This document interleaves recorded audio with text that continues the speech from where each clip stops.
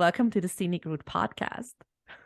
Oh, thank you so much for having me. I am Jennifer. I'm just so grateful to be here with you today. That is so sweet. I'm always so genuinely like astonished, amazed, excited that people are like, "Oh, I want to come on your podcast." I'm like, "Really? Okay, thank you." Like this is like, yeah, I don't know. It's such a joy each and every time. And today, I'm sure we're gonna get into a lot of juicy things. But Mhm. first, Casey, I mean, we heard a bit about your bio in the intro, but now in your own words, like give us an idea of who you are, what you do, what were your journey, the stories that shaped you, your big crossroads. Yeah. Before I was diagnosed in 2014 of cancer, I was very career driven, very goal orientated, trying to chase this quote unquote dream that we have of, Mm. a successful life, not according to Yeah, my own terms, but according to society. yeah. And then I was, and then in 2014, on February 14th, I was diagnosed with acute lymphoblastic leukemia. And immediately my world changed overnight. I went into the hospital and immediately started treatment. 4 months into that, I had a stroke from the chemotherapy, had to relearn how to use my entire left side of my body. Fast forward to 18 months later, when my treatment protocol finished, 7 weeks after that, I relapsed for the first time. Chemotherapy wasn't working. We tried an immunotherapy that failed. Then we were supposed to go on a I was supposed to go on a clinical trial. It ended up being shut down a week before I was supposed to go on. So it was Yeah. basically like, what's next? So the long story short is we wrote a letter of compassion to the FDA and the drug manufacturer for a moonshot of a drug that was not for my cancer, Hmm. which was approved. It worked. It got me into remission, had a stem cell transplant. Then 6 months later, relapsed for the second time. So then we did the immunotherapy first because they wanted the stem cell on the back Hmm. burner just in case. And we basically, fingers crossed, hoped it worked. And I've been in remission ever since. I hit my 5 year mark last year. Congratulations. And thank you. And then it was more of, what do I do now? And Mm. there's this struggle of yes, I could go back to corporate America of working 50 plus hours a week, but that brought me no joy, because I Hmm. went back to work during treatment and I Yeah. just hated it. Every moment I just Mm-hmm. hated. I was commuting 2 hours a day and I was just Oh, miserable. too much. Yeah, It it's too long. Mm. right. There was no purpose in it. And Hmm. so I have always been into health and fitness, and I started talking about how I rebuilt my body and like how I'm overcoming survivorship and the fear. And the more I talked about it, like struggling and then overcoming, the more women were like asking me how I did it. And I was like, oh, there might be something here. Mm. So then I started to coach women and I said, if I just even help one person, Hmm. one human, Hmm. feel not what I felt, which was like that you're broken, I Hmm. did my job. But Hmm. then it became, how many can I help? And like kind of an obsession. And I was going down the slippery slope of Hmm. working over 50 hours a week again because now it's my business and I'm Hmm. obsessed with it. And you want it to succeed. I mean, I get it, and I'm sure like a lot of you who are at the beginning or looking back to where you started can totally relate, right? Because you want it to succeed. It's your baby in a way, right? You're like, I want this bad. I'm willing to like kneel down and put in the work. 100%. Like I felt like it was a gift from the universe that I had Mm. this drive to create a program based on, yes, what I did, but like in such a way that helped so many women that it just like became, you're right. It's like birthing a child. You're like, this is my baby, and I wanted to do the best that it Hmm. can. So it led to me, unfortunately. burning myself out and not seeing the signs and symptoms along the way. All the red flags, you're like, nah, ignoring that one, ignoring that one. Right? Like, while still trying to live a very healthy life because I don't want to go through this again. Mm. Yeah, and I mean, I mean, most of, I'd say me before I was diagnosed with chronic illnesses, plurals, like I was kind of like, oh, I'm invincible, kind of like you. I mean, rightly so, right? Our bodies are fucking amazing. Mhm. Um, but when you go through a period or a moment or something where you're like, ooh, I'm not that invincible. Like you're like, ooh, maybe like I know maybe you have a better understanding of what is there to lose, right? If you've always been healthy, yes, you Mhm. can be empathetic, and you been like, I understand, but it hits different when you're like, I actually know what I can potentially lose, and I cannot afford to go there again or get there again. Right. It scared the living daylights out of me because Mm, I was like, oh my God, I'm stressing myself out. Like, I can't go through that again. Like, because I know about how stress and cortisol impacts our health. And I was already, sacrificing my personal life for this. I'm like, oh my gosh, now I'm potentially sacrificing my health. It made me step back, mm, honestly. mm. I'm curious. I want to circle back because it's not a term I am super familiar with. And I'm like, Yeah. maybe some people had questions. You said you you had to work yourself on, and you also work with women on overcoming survivorship. Mhm.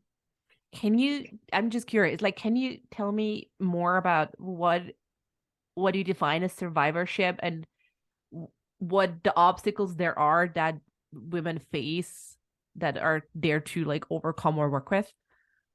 Yeah, absolutely. So survivorship to me is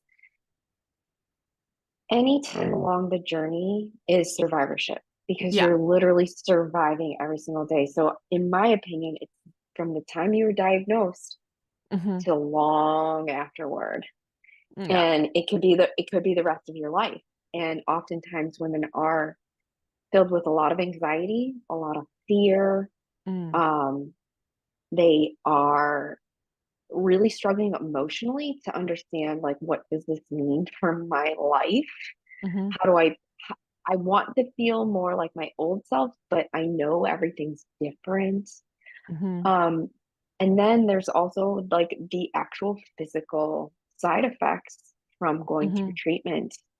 A lot of women are thrust into medically induced menopause. Hmm. There's mobility issues. There's, constant management of lymphedema potentially because of surgery. So there's a lot of layers to Yeah. this that it's not just like one thing. It's Mm. really complex. Yeah. And I'm wondering if there's also like I mean, yeah, what it quite possibly is a grief element to it, right? Like, I mean, you're Right. grieving parts of your old self, and at the same time, I suppose when you go, I mean, I know it from my mom who had breast cancer. Um, like you go to therapy, you meet people, you bond with people, you sit through chemo together. Um, and she had not all of them made it. So Mhm. there's quite a lot of layers of grief as well, personal, interpersonal. Um, and I'm wondering also, like, I don't know, maybe some element of guilt. Oh, there's a tremendous amount of guilt, Mm, not only for surviving, but mm, also the massive impact that what you just went through had on your family as well. Okay. Because it's not Yeah. just you, you Mm-hmm. are the person going through it, but Yeah. as you know, with your mom, like you all go through it Yeah. Oh, I together. relate so deeply. Like, I mean, every time I tell my kid, like, look, I cannot do this right now with you because I'm not well enough, it breaks Mhm. my fucking heart. Mm, right. Right? Like the guilt, like it not all day, every day of all the days, Mm, but there are moments where I'm like, the guilt is like mm, crushing because you're right. like, yes, I I want to play with you. But I know if I do that right now, that specific play you want to do, I'll pay for it later by maybe not getting out of bed. Right.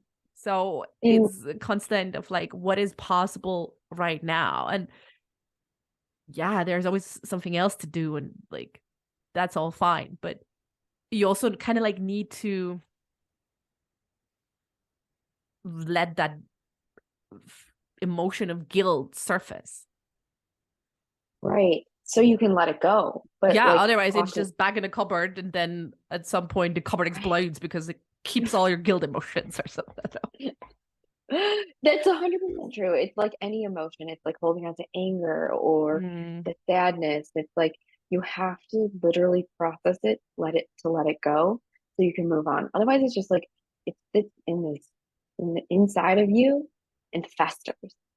yeah, And it when it does. Yeah. festers, it gets moldy. And when it gets moldy, it's Mm, not good for you. Like it's going to mhm. eat you away. What was a way that worked for you processing those emotions? Mhm. It, especially knowing that it fosters and it's not good for you and you you are in remission like it's not or like and it's not like I don't know you want to get better, you know, to get better you have to have less stress, you have to feel Mhm. better, you have to let go of like guilt and like sadness and like you have to process as Mhm. it's almost kind of like as there is a pressure to deal with those emotions. I don't know. Do you want to go into that?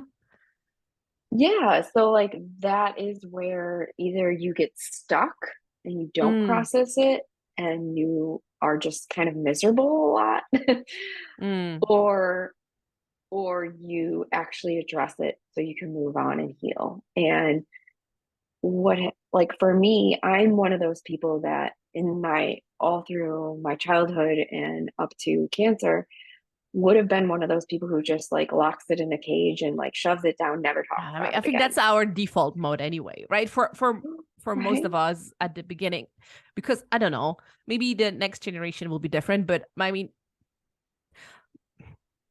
thanks, mom and dad. My parents were not emotionally equipped, like at all. Like, I mean, No. No. so I had to learn, and I had to learn it, and I'm still learning lots of it, and it only made like became really obvious that I'm like, ooh, there's some parts missing when I suddenly had a child. And I'm like, Mm, yeah. oh, hmm, we probably should not repeat that. So let's break that cycle. But how do we do that? um, Right? mm, Right? Like how do you break the pattern? And so yeah, and how do you I like address with emotions? Like, how do you not just like sweep it back under the rug and hope it goes away when you don't look? Like, I don't know, Schrodinger's emotions. Like, right? Like because I wanted to. Trust me, like there wasn't a part of me that was like, oh, let's I'm in that dive boat, in. sister. I wanted it Right? really, really bad. Like no one does. No one does. Like if we could sweep it under the rug and move on, we would. I would be such a good sweeper. Right? We all would. We'd be the best sweepers in the Yeah, I'm entire an world. Enneagram 7. So anything that doesn't feel like fun and exciting to me, I'm like, sweep, sweep, sweep. Right?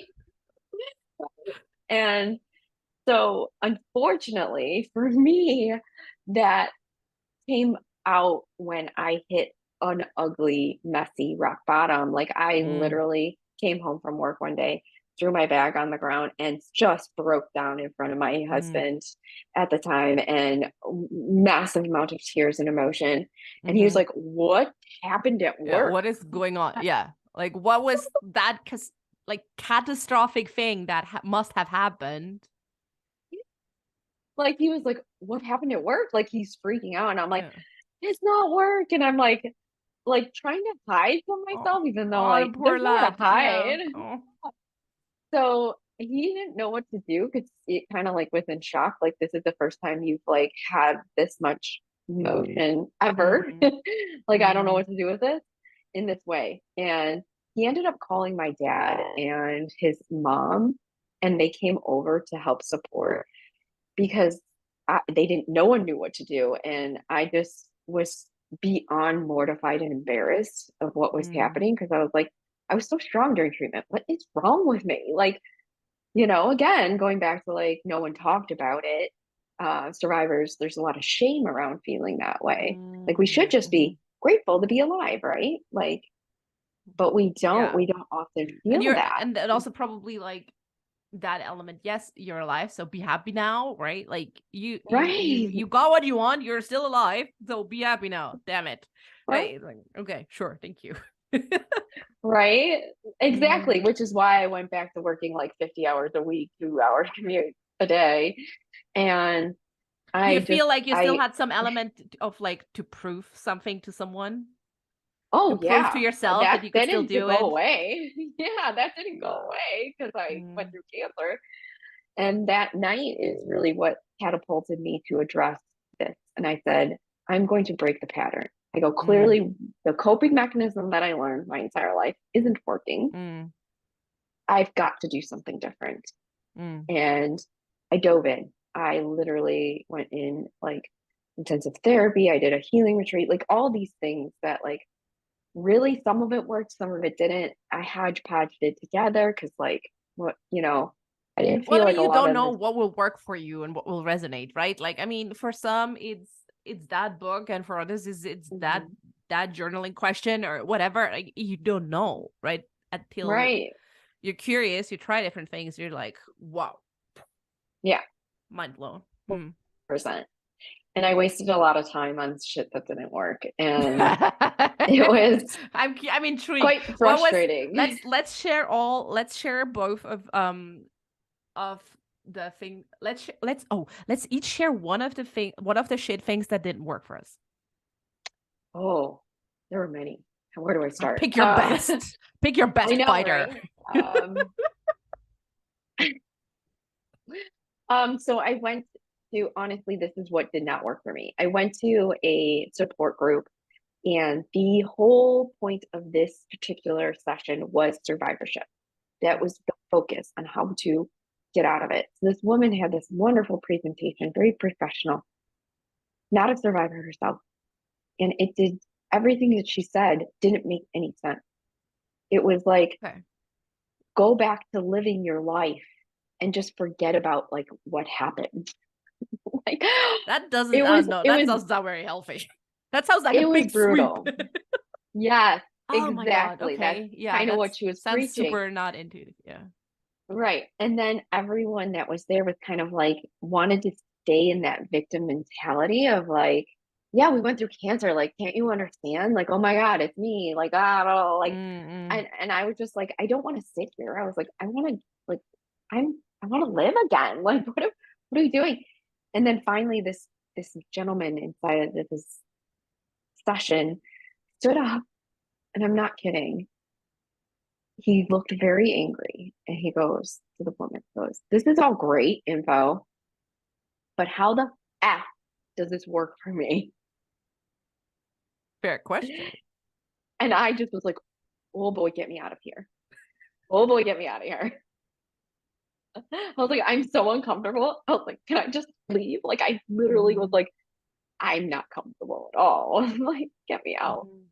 And that was probably the worst experience that I had. Because if everyone's not on the same page to heal, Yeah. it's awful. So that's the takeaway. It's like, if Yeah. everyone's not on the same page and wants the same thing, oh, it's a recipe for disaster. And just sitting there talking about the struggle isn't actually helpful to move forward.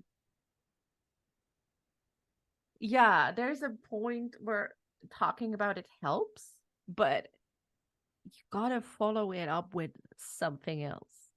And Right. I mean, yeah, I totally relate. Mine was very similar. It was like, no, I'm like,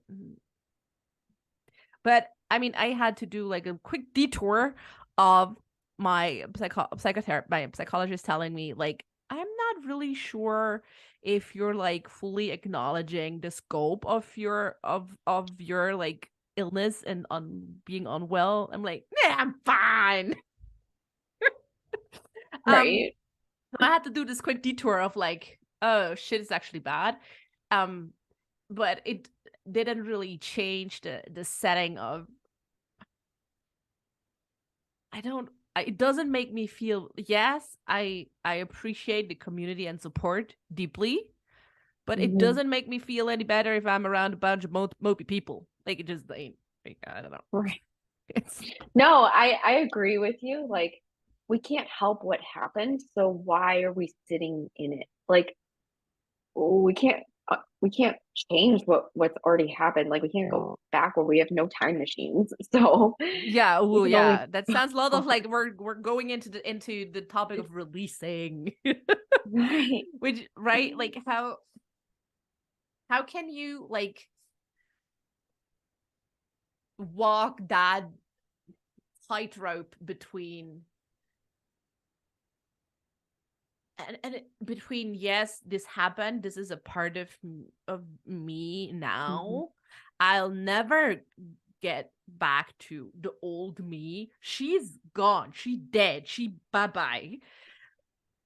And at the same time, like that gray area of like, I am this new person, I am discovering myself, and at the same time kind of like letting not being fully defined by it. Also, like letting shit be in the past while also acknowledging it. That gray space between those two poles of like, I don't know, I forget all the shit that ever happened. I don't give a fuck. Like completely oblivious. And the part of like I'm moping around of all the bad things that never happened to me. Like how do we navigate between those poles? It's a great question, and I feel as though I for me it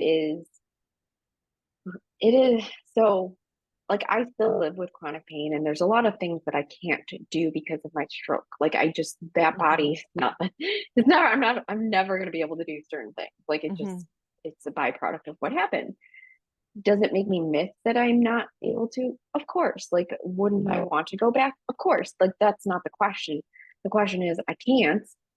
So what can I do going forward? And so for me, it was like I had to create a new identity of a woman Mm. who yes, this is a part of her story in the or I'm sorry, a chapter in her book, Mm-hmm.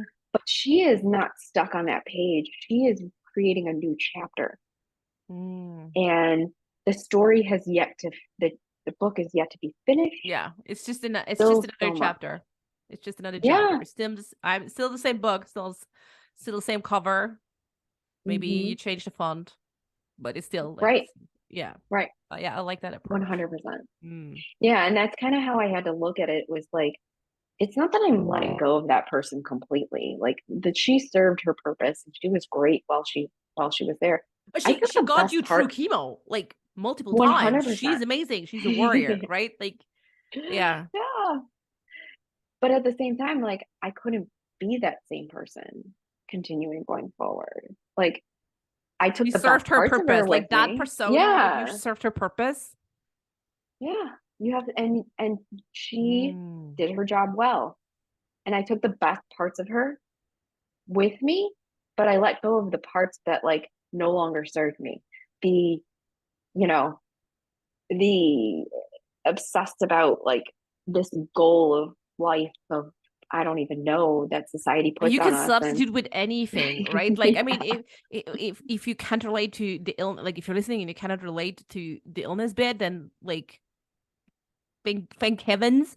And but I mean, it's the same for business, right? Like Yeah, there is a point where you feel like, oh, I kind of like have to shed parts of myself to go on to bigger things, right? Like, I mean, if you starting out and you're realizing I'm kind of like at a plateau, it's not, I don't know, it feels like I'm stuck, then right. maybe you kind of have to look at what brought you there and what you have to shed or who you have to become to get where you want to go next.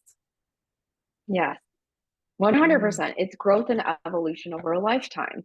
Mm. Like we're not 18 anymore.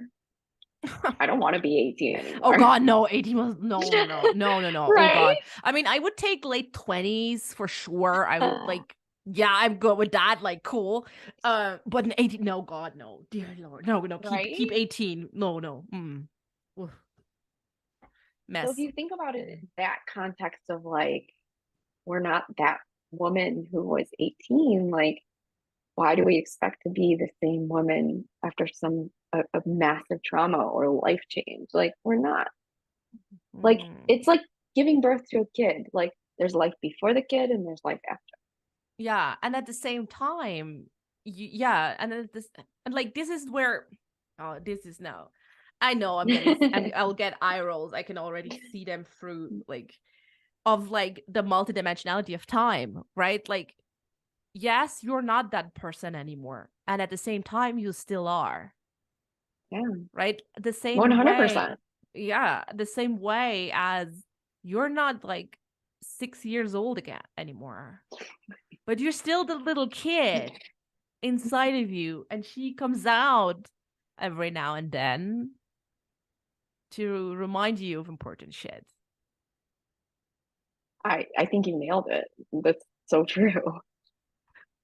It is like we have protector parts of us that like throw fits and tantrums. I know, but that's so, I mean, this is so interesting, right? Like how some of us uh, have, although they embrace change, maybe on Mhm. paper, or they think they embrace change,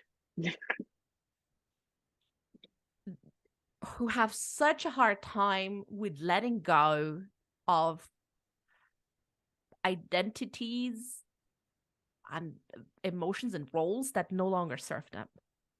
Right. Why do you think that? How do you explain that? That is, honestly, I think it becomes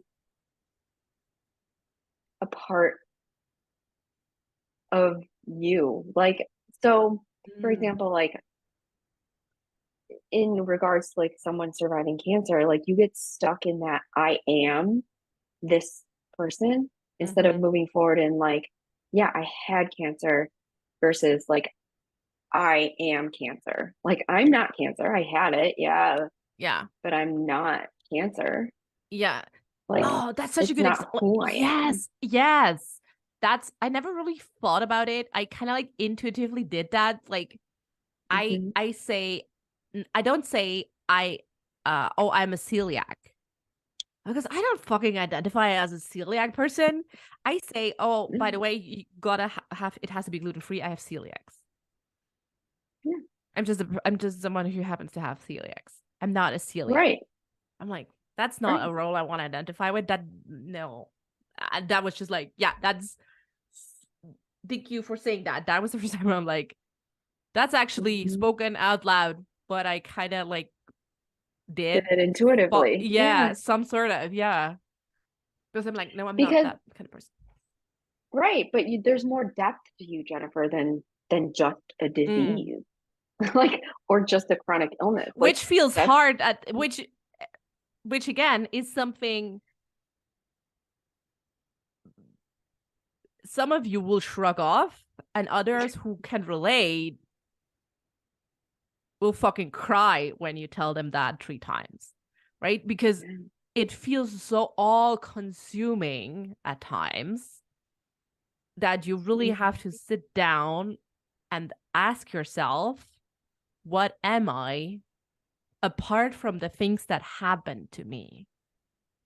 Right. Right. That is exactly it. Like, this thing happened to you. It's not who you are.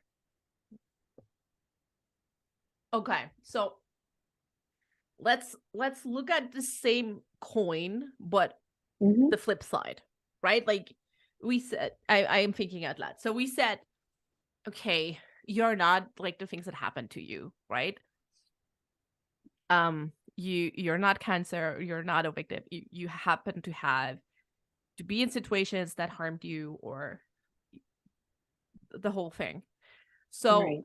the same coin, and this is gonna be tough for some for some, I'm sure, is the the good things, the things all people want, Mhm. right? Like when you're in business, you want to have your first 100K launch or your first 10K month or whatever it is you want so desperately that it's on your vision board. Mm. And people kind of forget that if you happen to have a 100K launch, you're not the 100, you're not then the a successful person. Right. It's not really working like that. You you are the successful person the minute you have a client or something else. Like, the money is a byproduct of that. I mean, even before that, but the moment you kind of decide you are, Yeah, right? Like, you're an entrepreneur. Yeah, I mean, you're in business. yes, you having a business requires people giving money to do certain things, to be Mm. certain things, um, to actually make money and have a living and stuff like that. But Yeah. you're you're kind of like self-valid, like your validation has to Mhm. come from yourself. Your self-validation has to be before. You cannot say, oh, I'll be a successful entrepreneur if I had a 100K launch, Right. I don't know, a 50K, 250K months in a row, and whatever the heck else. Right.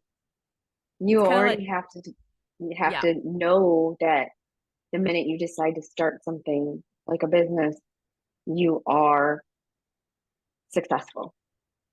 yeah, Most people don't start their own businesses. yeah, yes, Like, look, yeah.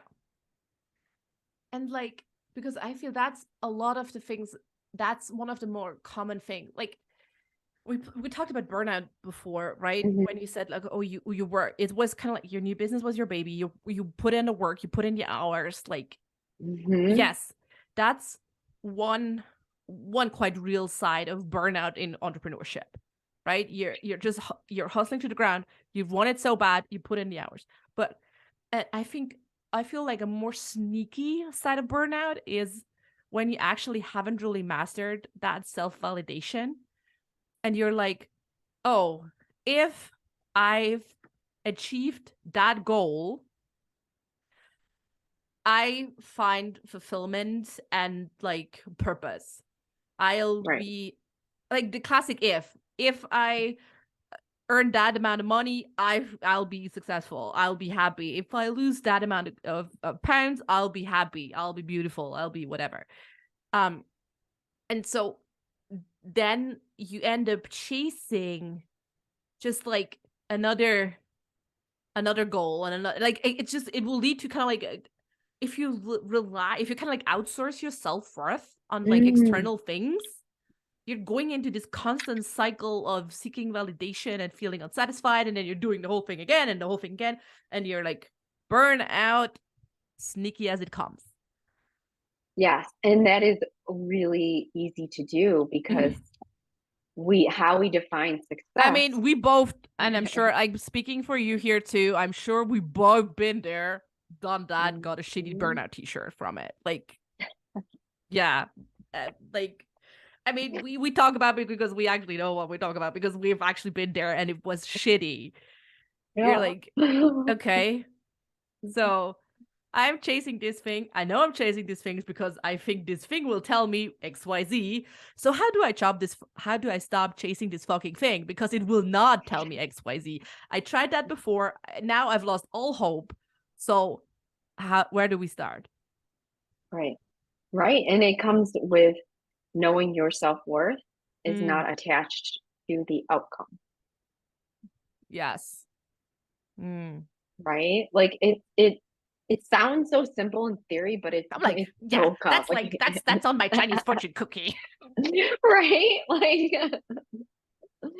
but it's really hard to like rewrite that script that's in your head to go, right, like I'm just gonna show up, do the best that I Okay, can, Casey, then here's the not million worry about dollar the question. How do we next. rewrite the script in our heads that keeps us attached to things because we want them, but at the same time detached so we don't want them to tell us things about ourselves that are not true? You know, for me, it was really hard, and it's still something I from Mm. time to time unpack because it doesn't just go away. Well, and at each So level you are at, there will be something different where you're like, huh, never experienced this right, before. Maybe unpack. exactly, exactly. So it's always evolving. But for me, I really had to define what success looked like for me. Mm, You know, I had to get really crystal clear for myself, like some parameters that were not attached to any outcomes. Like, you know, mm, for me, showing up as my true authentic self was a big goal and not like, mm. Oh, I because love we that all goal. like we kind of like, we hesitate when it's Oh, we're social mask people. media. Yeah. Or they only see parts of you. And it's like, well, no, I'm just going to, you know, pull back the curtain. You're going to see all the messy bits and everything in between. So, Mm, defining it in a different way. Like I want my clients to achieve a level of success. And if that means they, you know, need an extra call or they need extra time, like I'm not going to sit there and go, no, line in the sand, like not okay. Like I've changed kind of my outlook on defining what it means to me and defining what it looks like in my business. mm-hmm. Yeah. And that it helps with, you know, understanding like it's not just about the money. The reason why I started this was to help one woman, right? Mm-hmm. And reminding myself and bringing it back there all the time and going, you just helped someone. There was no Yeah. monetary value, What is but the whole goal helping? was to help people. Yeah. And really I like that. And then to always kind of like circle like back to, okay, my goal was to help one person. I have one person in front of me now, and we're at the end of our call, and like she is in tears, whatever. Like, what is helping her now? Yes, it might be going over time to console her. And so I'll do that, right? Mm-hmm. Because it is in my power, so there is no negative downside for me. I don't have to be somewhere else, like I have the time, like whatever, like you can always find a way to make it work for you. And that by no means it's not black or white. That by no means should be you undervaluing your services, you're not charging for whatever it is you do, whatever. None of that shit. Like, no, right? But to kind of like really bring back the humanity and be like, what would help this person in this situation right now? And sometimes we tend to, I mean, I'm all about boundaries. I need boundaries. Otherwise, I Right. wouldn't, like, anyone who's dealing with chronic illness or other illness knows without boundaries, like, it all goes up in Right. flames. Yeah. But, but sometimes, yeah, you really got to be, you know what? Today, all the stars align and I can say, fuck this boundary. And Mhm. we're going to focus on what is needed right now. And that is Yeah. XYZ. Right.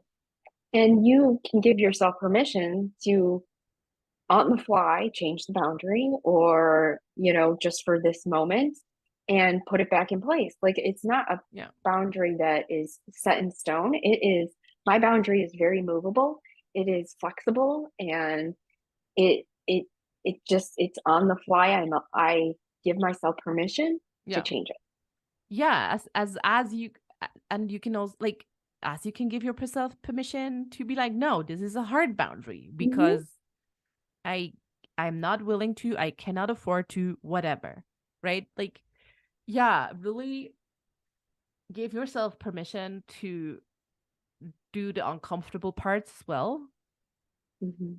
And like really, yeah, give you and I mean that goes back to giving yourself permission to shed the parts that are no longer serving you, right? That we Right. talked about before, right? Like just give yourself the permission to. And if you're not able to give yourself the permission to change or to be loving and kind to this new person you are, at least give yourself permission to be curious Right. about who she is, right? Because I feel all starts with being curious enough Oh to be yeah. like, oh, who's she? Mm, let's Hmm. get to know her. Yeah, it's almost like a redefining of oneself, Mm, mm-hmm. because you get to get curious of like, okay, if these are the parameters I'm given to work with, like, how do I operate on those Yeah, parameters? where's my wiggle And room? right, like, well, what is this? And it's a trial and error process. Like some of Mm, it, like you're like, oh, that didn't work. Got to do something else, and you figure it out along the way. But if we're not curious to begin with, we're gonna bring our old stuff with us every time, and then we're just carrying around garbage bags with us. yeah, no, yeah, Right. yeah, we already got baggage. We don't need more. Right, that's what I mean. Like, how many bags of garbage can you carry at some point? Yeah, and I'd say most of us can endure carrying too many, and that's one of our Correct. problems or Right. issues.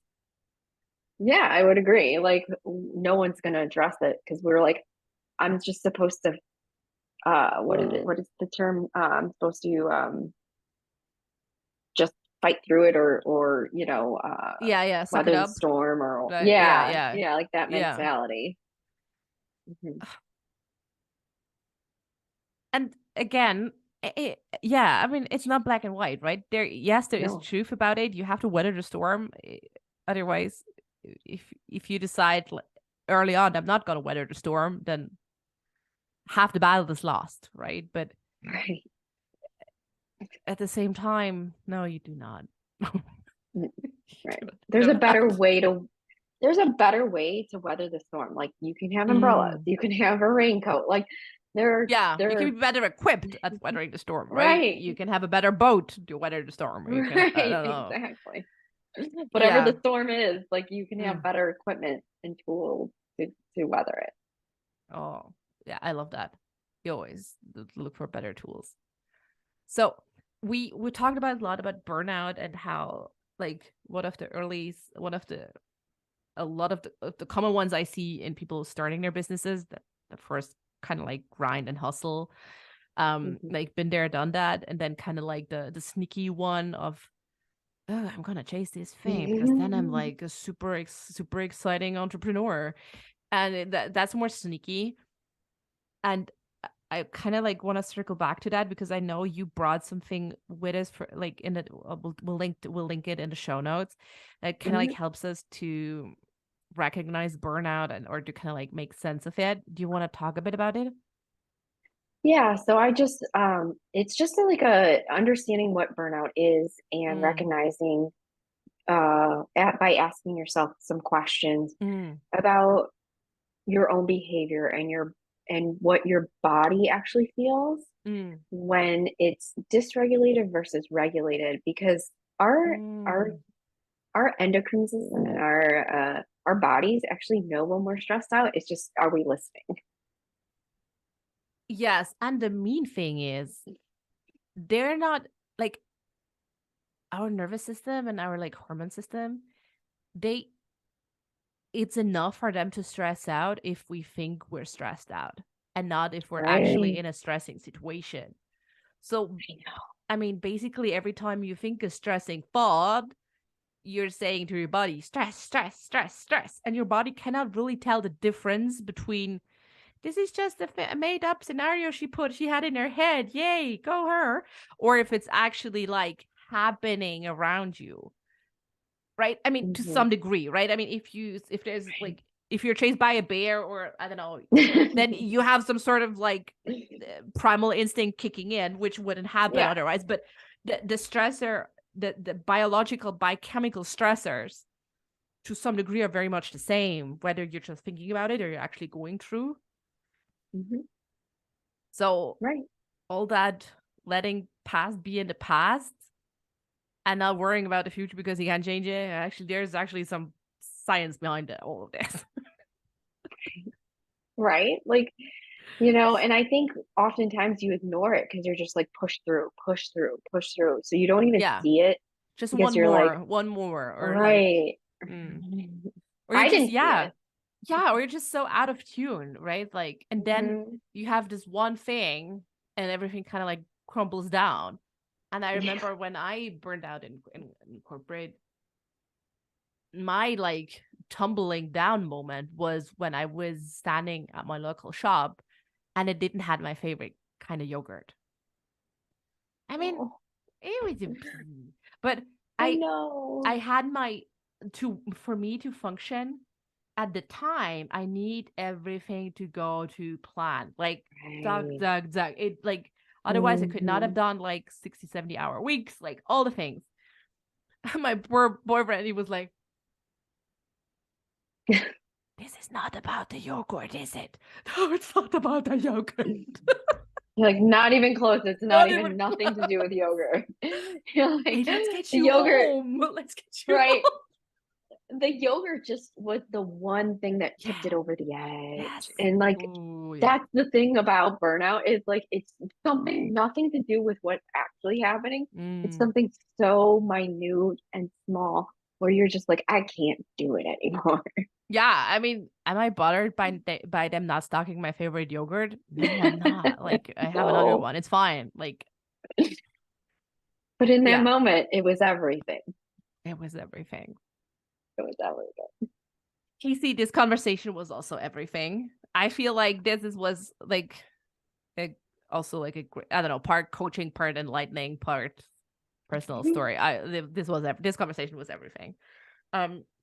Before I let you go, I always one last question. I'm sure your answer is going to be great, and I'm going to put it on my list. What book are you currently reading? Oh boy! Or what audiobook are you currently listening to? I'm listening to a couple. The one I just finished one. I'm starting another one, and I can't remember the title off the top of my. Oh no, I'm currently reading The Emotion Code. Oh, that sounds interesting. On how to embody the emotions that we feel. It's a lot of like about disease and how it affects our emotions, affect disease, and it's really complicated. That's definitely gonna be on my pal. Okay. Yeah. Oh, I love and that. I also just finished The Myth of Normal by Dr. Mate, which is so enlightening. Yeah. I read parts of it in abstract once, and I was like, ooh, yeah, he's onto something. Oh boy, is he onto something. Casey, thank you so much for sharing your story and your wisdom on the scenic route. Thank you so much. Well, thank you. I appreciate and I'm so grateful to be here with you. Thank you.